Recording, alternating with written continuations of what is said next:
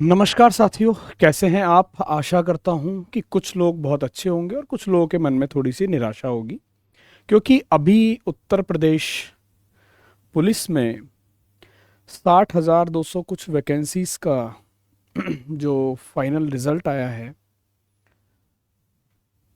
उसमें बहुत सारे ऐसे मेरे भाई बहन होंगे जिनका सिलेक्शन नहीं हो पाया होगा, जो फाइनल लिस्ट में अपने आप को सिलेक्ट नहीं करा पाए। कारण कोई भी रहा हो, मगर असफलता तो है ही।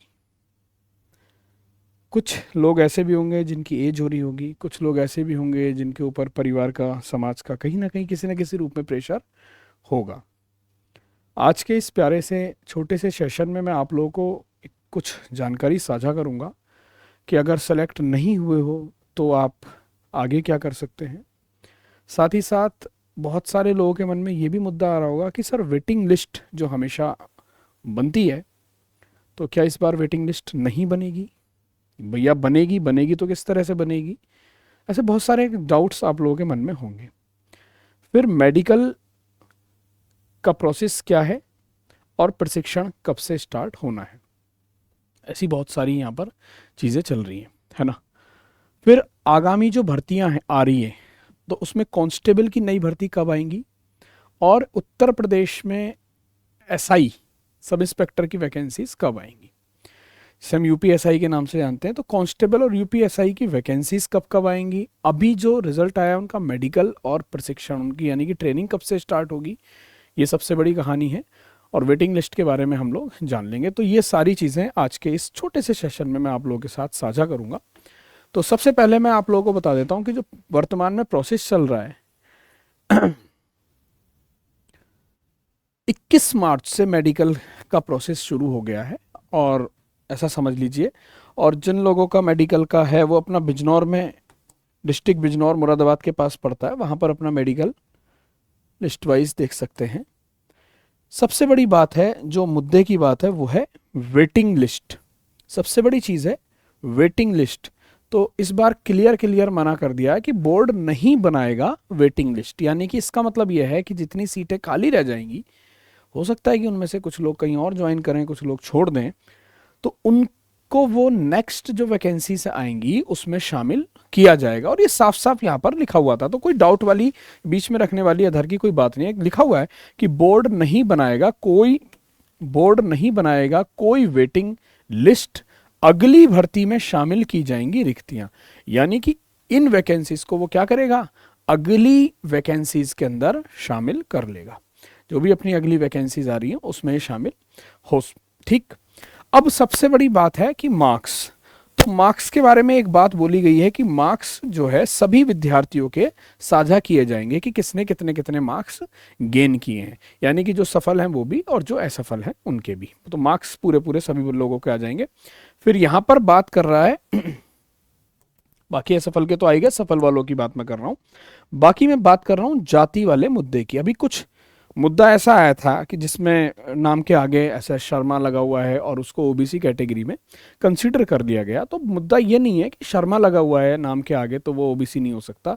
बहुत सारी ऐसी जातियां हैं ईस्ट यूपी में जो शर्मा अपने नाम के आगे लगा लेते हैं, और शर्मा अक्सर ब्राह्मण लोग लगाते हैं, पर वो ओबीसी वाली कैटेगरी वाले भी शर्मा लगा लेते हैं। तो वो उनका कास्ट सर्टिफिकेट जो होगा, तो वो जो है वहाँ पर अपना उनका, ठीक है, जाति के बारे में जानकारी के लिए बोला गया है कि जाति के बारे में जानकारी दे दी जाए। सबसे बड़ा यहाँ पर मुद्दा हो रहा है कि मेडिकल कब। तो मेडिकल के लिए मैंने आप लोगों से बता दिया कि जैसा कि वो कह रहे थे ना कि अप्रैल, मिड अप्रैल तक वो मेडिकल कवर करा लेंगे।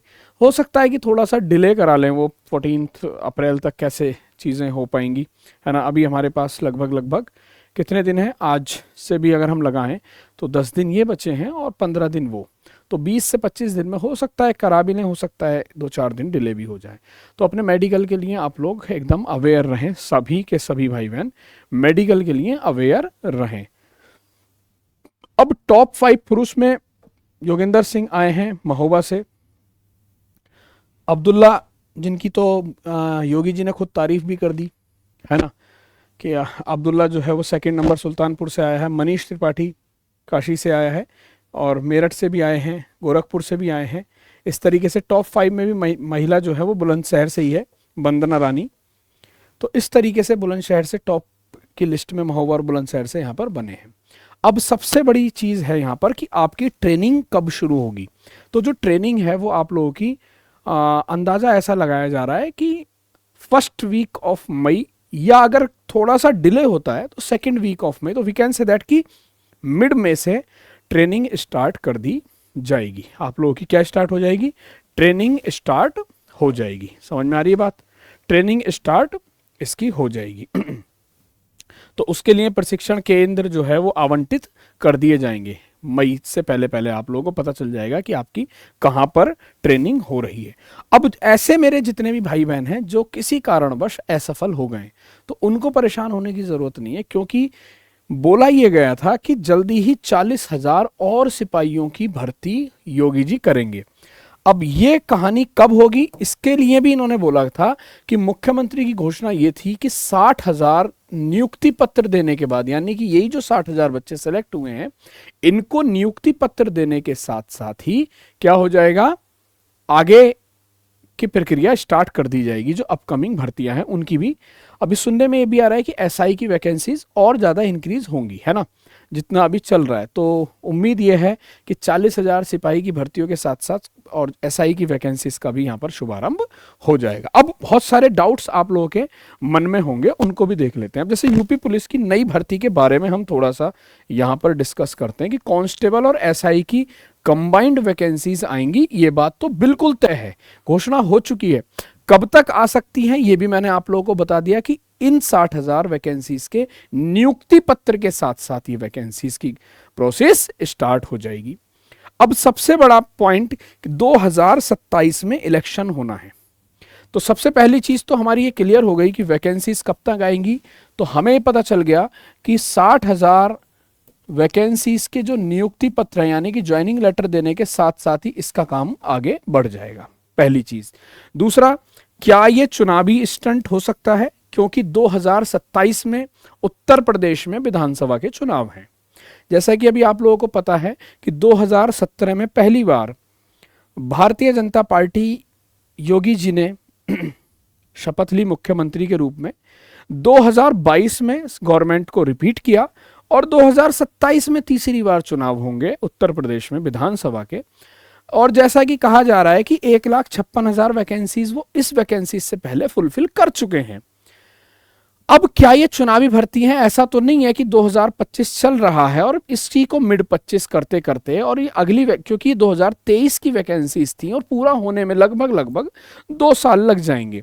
तो आंकड़े कयास ये भी लगाए जा रहे हैं कि 2025 में अगर हम वैकेंसीज का शुभारंभ करेंगे तो उन वैकेंसीज का दी एंड होते होते ज्वाइनिंग लेटर मिलते मिलते 2027 आ जाएगी। तो दोस्तों, क्या ये चुनावी भर्ती हो सकती हैं, यानी कि पोलराइजेशन, वोट्स का पोलराइजेशन के लिए क्या ये भर्तियां निकाली जा सकती हैं? तो बिल्कुल ऐसा करती हैं सरकारें कि अपने इलेक्शंस को और मजबूत बनाने के लिए वो ऐसा टाइम लेके चलती हैं कि उन वैकेंसीज का इम्पैक्ट या ज्वाइनिंग का इम्पैक्ट इलेक्शन के आसपास रहे, जिससे कि थोड़ी सी गर्मा गर्मी बनी रहे। तो बिल्कुल हो सकता है। तीसरा सबसे महत्वपूर्ण पॉइंट है, क्या यूपीएसआई की भर्ती साथ में आएंगी?